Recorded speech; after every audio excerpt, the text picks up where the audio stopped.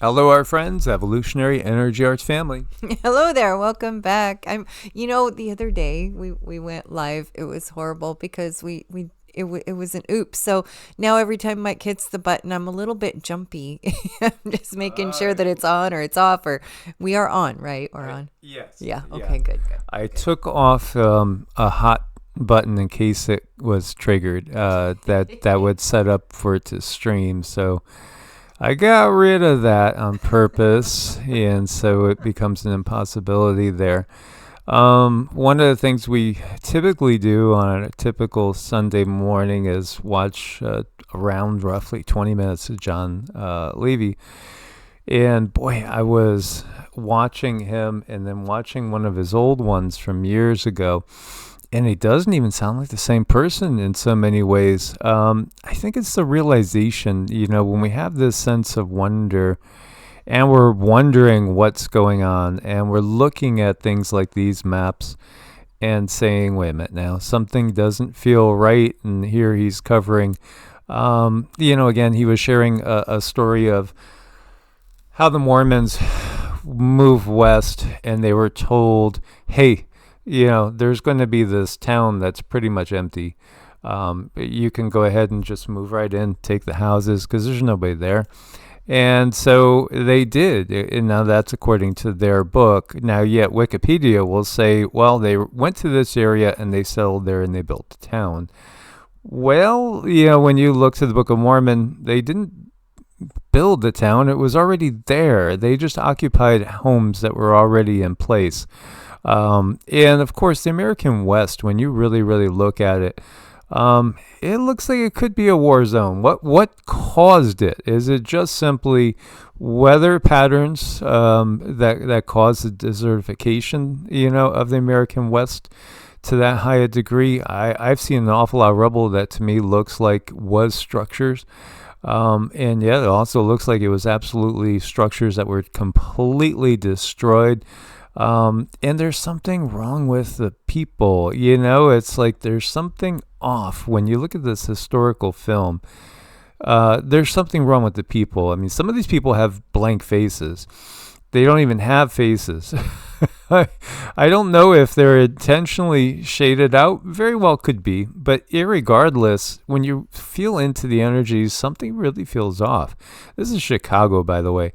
Why is Chicago so big and so empty 100 years ago? 100 years ago, it's so built up, and relatively speaking, there's not a lot of people for all the buildings. Where they, and, let's talk plainly, as we're up in the air, I think we'll make this a Patreon and we'll talk extremely plainly. It does feel like it was a reset area. And it does feel in so many ways like the people are, I don't know, are they mind wiped? Are they mind wiped and programmed? Did some of these people literally come out test tubes? Were some of them replacement population for population that was wiped away? Just speaking very, very bluntly, obviously there's a lot of structures that just seem weird and a lot of stairwells that seem like they would have been placed in different ways, different positions to different degrees. When I look back at some of John's older videos, and he does seem more animated, he does seem more excited, and I'm probably the same way because you're on this thing of a discovery, and then all of a sudden when you start to realize some things, it takes away the discovery part and it just hits you the staggering implications of what you've been researching. Again, look at this, a hustling, bustling city, Chicago, Illinois. Where the hell is everybody? Is it Sunday afternoon? Everybody's in church? I don't think so. And we see this time and time again. We see empty cities in India, and then they end up being in our lifetimes, 100 years later, just overfilled with people to a degree where it's hard to contain. And we see these maps that show sometimes familiar words, translated differently. And in other times, there's words that don't necessarily fit the narrative that we've been given up with. We see these patterns too, place, and place again. These gridwork patterns, straight lines that don't occur in nature. Well, of course, this is the city of Chicago. Yeah, but when you look out into the desert now, when you look out here, these are not the biggest cities. What do you see out here? This looks like a circuit board too, does it not? But what is this a circuit board of? Look at this. Those aren't houses. You know what that is, right? Oh, there's the key word there, oil center. Yeah, these are all fracking sites, pumping away. And boy, it seems like there's more here now than I've ever seen. And I do poke around. As you can see, this is in the Carlsbad area of New Mexico. The thing is, too, when you look close, you'll find not only these, pumping centers that are pulling up, again, energy, right? And in so many ways, we are energy and resources. You can see as we get closer what one of these looks like. It does look like a circuit board.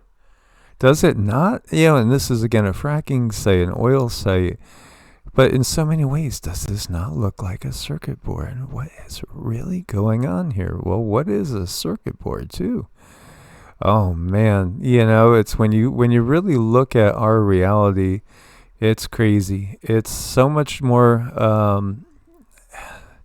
it's just so different than what we've been brought up with and all these clean, simple, explanations that were given. And, 34 quakes, there's quite a few quakes in Texas, but these are all, related to that fracking. You can see Carlsbad here. You can see where the quakes are here. Again, this is, right in that zone that, they're pulling the liquid blood gold from the soil. Yeah, it's just really wild and crazy. And when you look at things, like John doesn't necessarily give you explanations anymore. He was putting out different theses in days gone by. Again, when you look at this, does that not look like circuit boards? It certainly does. And these old maps are just fascinating, as is, the historical footage that is recolorized and reprocessed. Coal and wood, he points this out. This just seems so anomalous there, does it not? Where are the people? Where are the people? It just doesn't seem like a lot of people for a city of that size and with housing for so many. And, this is in the Depression times. What's going on here? This is not World War I. This is not World War II. This is in the middle, in between them. Very, very odd. But then again, he's done so much research over the years. It can lead to a little bit of, when you feel like you kind of know, sometimes am in my head, I'm thinking I already explained something, but I didn't necessarily say it. I'm just, taking for granted that you've been with me on every single video, which is, probably 7,000 videos at this point, maybe more. And you haven't been probably, even KK has probably not been through every single video, and our true Gemma, and so many people that Mary D, that you guys have followed us so closely for so many years. Well, this is from John, and this is going back November 3rd, 2018. And it's like I never heard him say this outright, but, this is brilliant. And this is, the conclusion that I came up with too. But then, it's like I haven't clearly stated this recently again, which we'll state for Patreons. What's he looking at? He's doing a search for salty crater lakes. And what's going on with these crater lakes? Well, what else is he looking at? And when I see these salty crater lakes, I start thinking Carolina Bays. He's looking at all these old maps. And some of these old maps show a lot of things, again, that are very, very familiar. Sometimes they show things that are not familiar, including, some of these maps that are so old, and yet, they again, 300 plus years old, 400 years old. And they're showing towns and cities and habitations and names of places. And what he does in this video, which is so cool, is, again, he puts it together in a way I don't think he does nowadays, maybe because of the system. And, again, when you start to realize what the system is, it's very, very, it's a scary realization. America septentrionalis. That is an interesting term. I found a wiki page. Okay, this is different. Let's go over. I think I got rid of the wiki page that would not translate from Latin, which was really, really curious. But you can see this one is on the solemn act of the Declaration of Independence of Northern America. This is, again, when Napoleon was fighting Spain and taking control of some parts of Spain. Then the Empire of Spain was having a hard time holding together its empire, especially in the Americas. So what you have is a declaration by Mexico, or Northern America's Declaration of Independence from the Spanish Empire. As you can see, territory of Northern America declared independent. And it's, including our California, and looks like it's all the way over to Colorado and New Mexico and Texas, Arizona, obviously, all the way down to Mexico and all of Central America for the most part. Looks like it probably stops like around Costa Rica. That's curious, but then again, many people know that this was all one unified territory at one point in time. And when we go back farther, we see this. This was New Spain, the viceroyalty of the New Spain. And this was a territory established by Habsburg, Spain.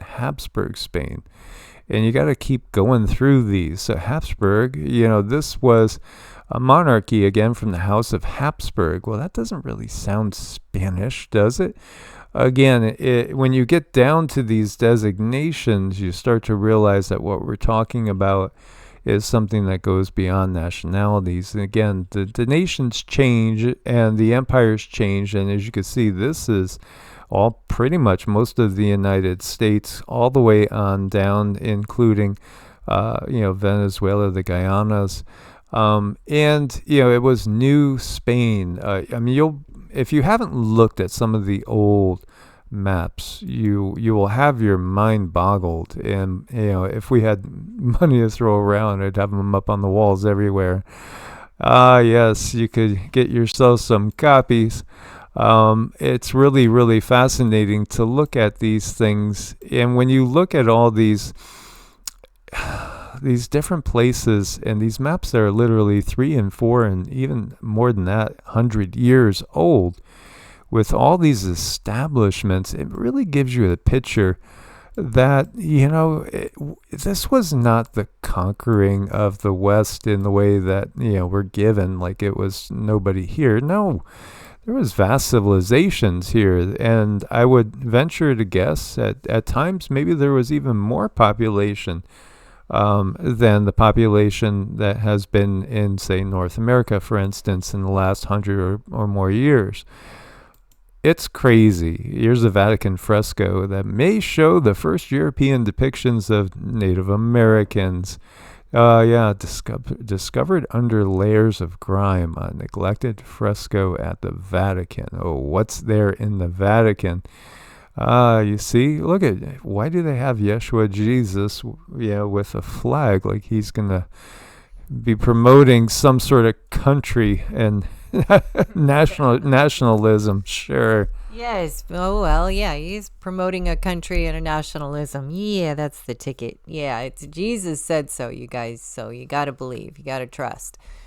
I don't know. It's something that I think after a while, when you go through these things and you go through your awakening, you go through dark night of the soul, and then you go through your awakening and you realize, okay, there's a lot more than just what meets the eye. There's other things going on behind the scenes, and you go over all the other things, and you kind of reach this place of, oh boy, this is not good news. And you know that. And it's almost like you have to numb yourself to it a little bit just to exist, because you know that they did something. They did something to this planet, to the people on it, and it was horrifying. It was awful. It was something that no being should ever go through. And when I say they, I mean those nameless, faceless beings that are not necessarily walking in this 3D world with us, but maybe just a little ways above us, you know, being in control and puppeting from possibly another realm. Those beings. So you realize that they're there, and you realize that they can do very bad things. So I don't know, you distance yourself sometimes, and maybe that's where we're at. But sometimes you just have to go back over this and have that understanding, because in some ways, you know, I live my life with the understanding that, yeah, they could pull the rug out. They could, if they wanted to, you know, if they really wanted to, and if it were time, they could. So what do you do with that information? It's like you kind of got to shove it aside, but then you're also shoving aside a part of you. So you don't want to do that either. But then you don't want to embrace the cataclysm, because you want to live your life. So it's a conundrum, but here we are, and we've been lied to such a high degree, which is really sad. The amount of information that is just total BS that they want us to believe. And guess what? We have believed for a very long time, until we don't, until we look at it closer and say, hey, wait a minute, because they catch us when we are children, when we are very vulnerable and we're impressionable, and they tell us all the things that they want us to know, or that they need us to know, to operate this world the way they want us to.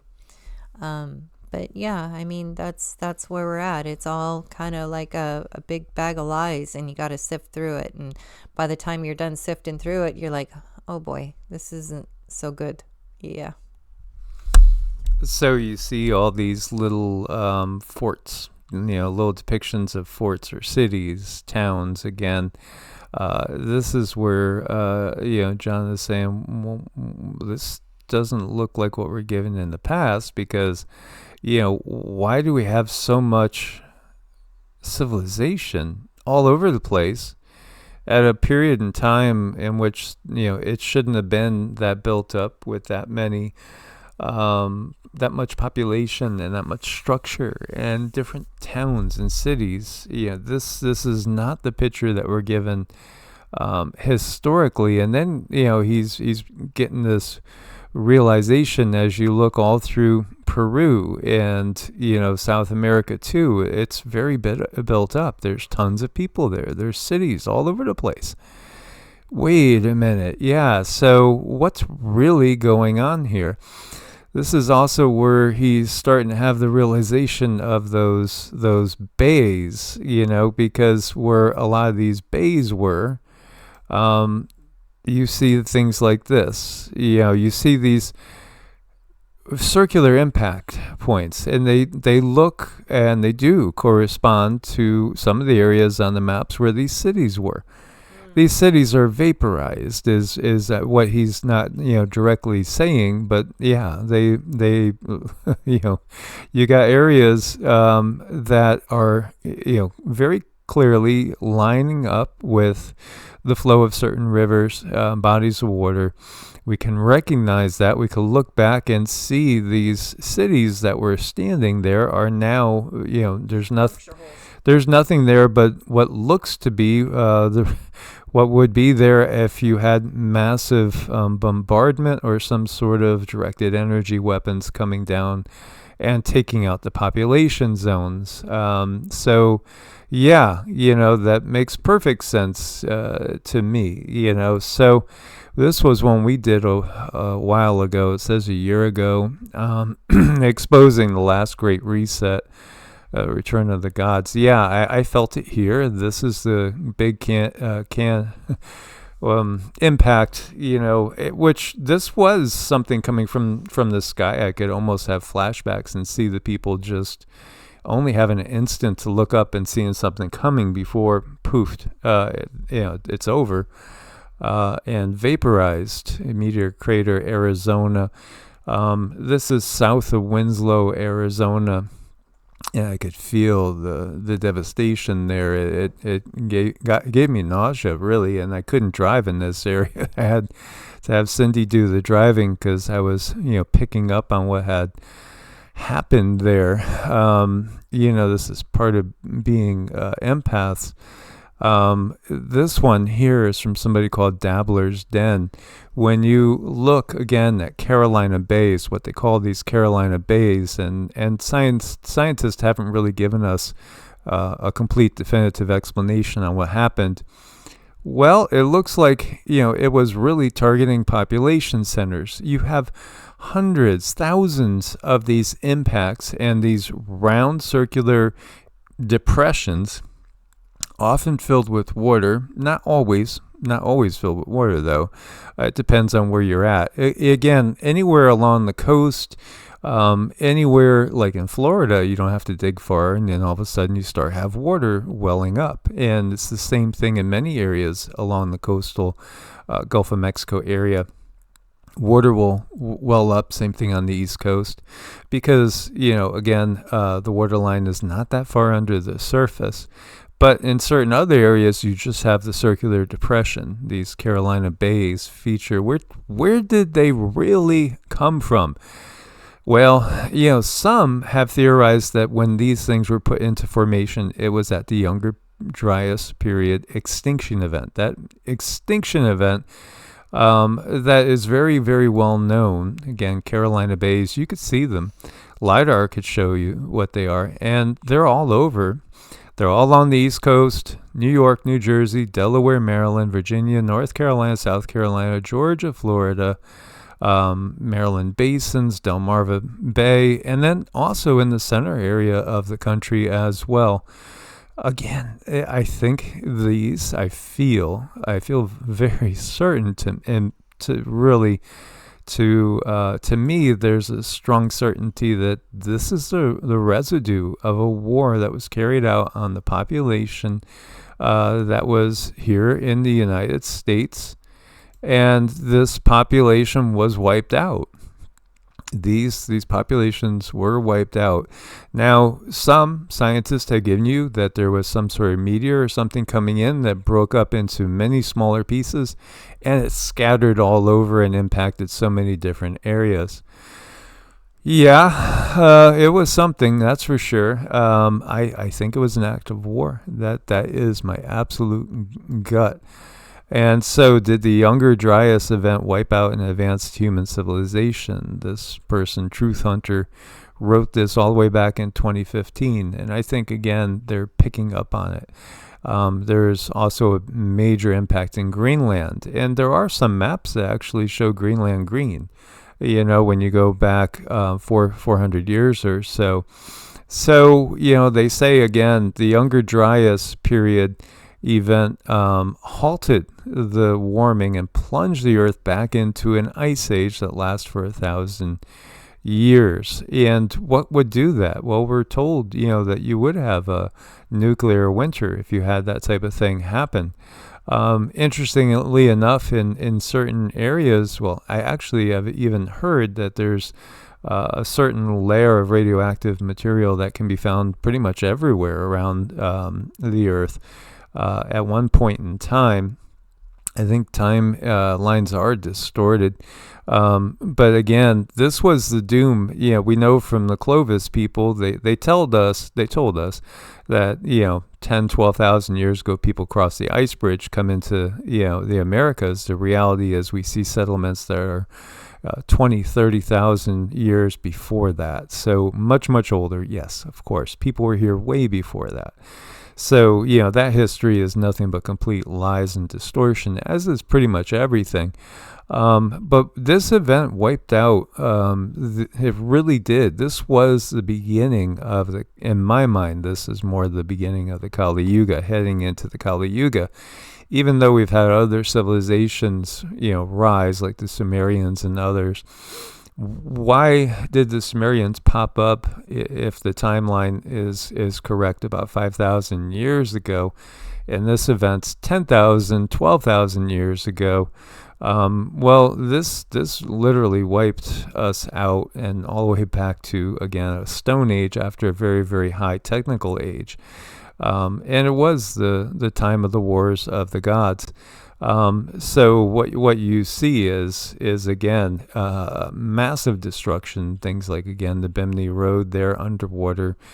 Well, it's interesting too, because when you look to, you see Dwarka off the coast of in India, undersea cities. Yeah, there's many cities. Most people live along the coastlines. And so when you have events like this happening, I do think a lot of times when we have these visions of tsunamis and stuff, sometimes it's remembering the past too and what happened, and not always what's directly ahead of us in the future. But there was a trauma that hit us, and Barbara Handclough wrote about it in her book Catastrophobia, saying that, we're a traumatized species because we do remember when we were attacked by those dark Anunnaki beings.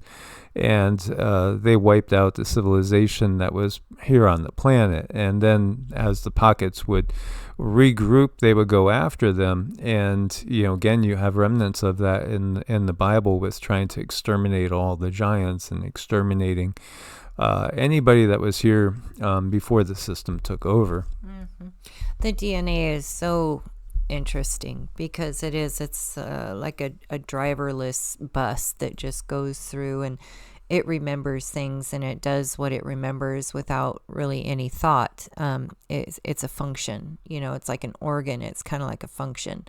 So if you have been through in a past life one of these catastrophes, you might have these urges to just have some padding around you, like have the extra food, be ready to go here, be ready to go there, always on alert, for earthquakes, volcanoes, tsunami warnings, all kinds of stuff.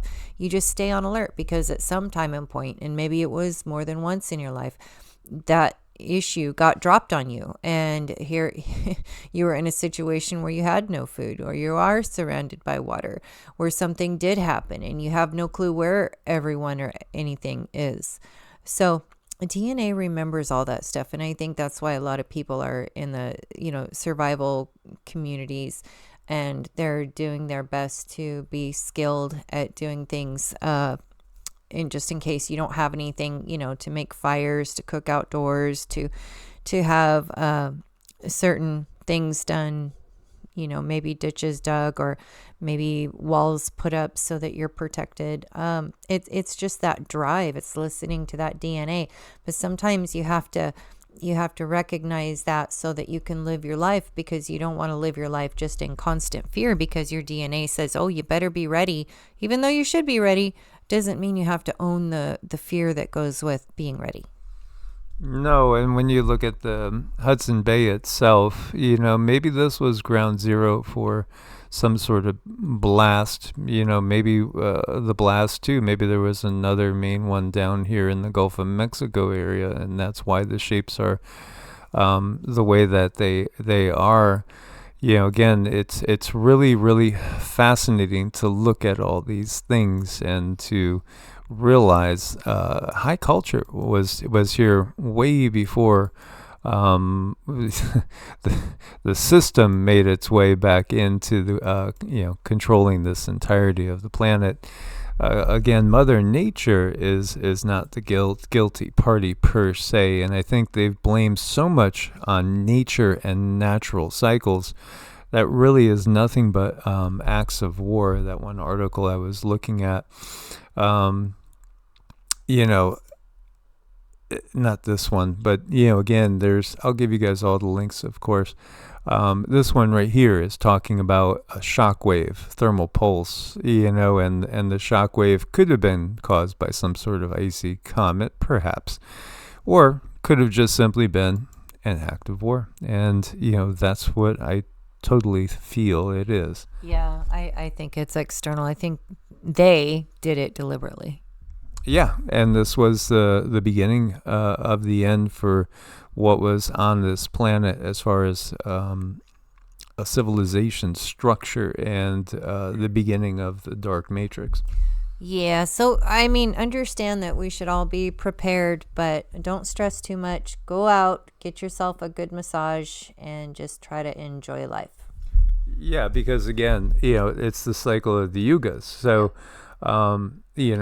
it's a different time period. So they're being exposed for what they are. This is, again, doesn't mean that we're necessarily going to wake up in a 5D setting. The individual soul could, I think. I think individuals can choose to go up to fifth density and experience a much different reality, or you may choose to when you're leaving this body, do the usual thing and spend time on 4D and then come back and take a new body and do this all over again. Or maybe you'll actually guide somebody else that's taking a body and work from, that aspect as a coach and a guide. Yeah, all kinds of ways to do this. Yeah, the reality is we are, again, eternal consciousness having a temporary human experience. Indeed. Source bless, and thank you for your support. Namaste. Namaste.